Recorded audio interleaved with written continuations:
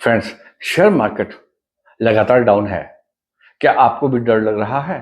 तो एक बात बता दूं कि सेंसेक्स भले ही केवल 10% गिरा है, लेकिन जो लोग डायरेक्ट स्टॉक्स में इन्वेस्ट कर रहे थे, उनके पोर्टफोलियो 40 से 50% तक गिर चुके हैं, क्योंकि अधिकतर नए इन्वेस्टर्स खुद को एक्सपर्ट मानकर पीएसयू एंड मोमेंटम स्टॉक्स में ज्यादा से ज्यादा पैसा लगा रहे थे।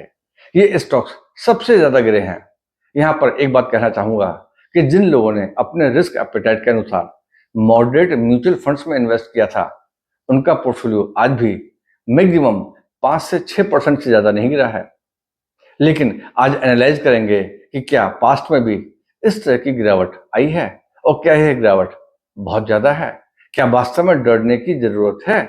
तो जैसा कि आपको पता है कि पिछले 4 सालों में सेंसेक्स ने जबरदस्त रिटर्न्स दिए हैं, और पिछले 4 सालों में 14 नवंबर 2020 के 43,637 से बढ़कर कल 13 नवंबर 2024 तक 77,690 पर पहुंचा है, यानी कि 15.64% कंपाउंडिंग ईयरली रिटर्न्स। लेकिन इसी दौरान आईसीआईसीआई के ब्लू चिप फंड ने 22.31% का कंपाउंडिंग रिटर्न दिया है।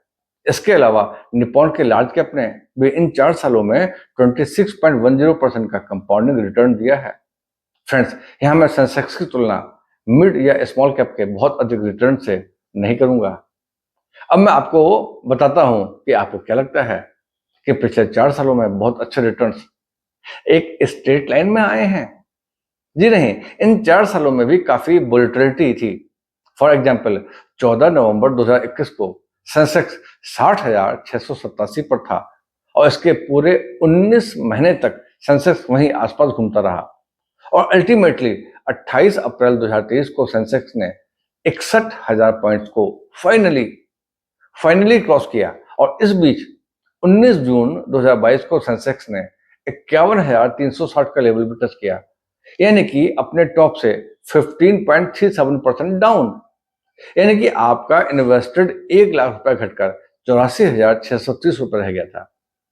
क्या इस बीच यही एक गिरावट थी? नहीं, इस बीच सेंसेक्स ने 1 दिसंबर 2022 को 63,284 का लेवल भी टच किया था, और 27 मार्च 2022 को, यानी कि लगभग 3 महीने में सेंसेक्स ने गिरकर 57,653 के लेवल तक भी पहुंच गया था, यानी कि 8.63% की गिरावट।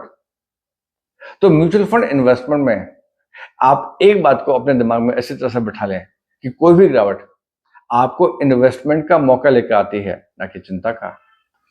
लेकिन यदि आपका इन्वेस्टमेंट हॉराइजन 12 से 15 महीने का है, तो फिर प्योर इक्विटी आपके लिए नहीं है। इक्विटी सेविंग से लेकर सेविंग्स फंड जैसे तमाम फंड हैं जिसमें आप अपने इन्वेस्टमेंट हॉराइजन एंड गोल के अकॉर्डिंग इन्वेस्ट कर सकते हैं। तो सबसे बड़ी बात है जो आपको याद रखनी है कि इंडिया की लॉन्ग टर्म ग्रोथ स्टोरी पर विश्वास रखें और इन्वेस्ट करते रहें। जय हिंद।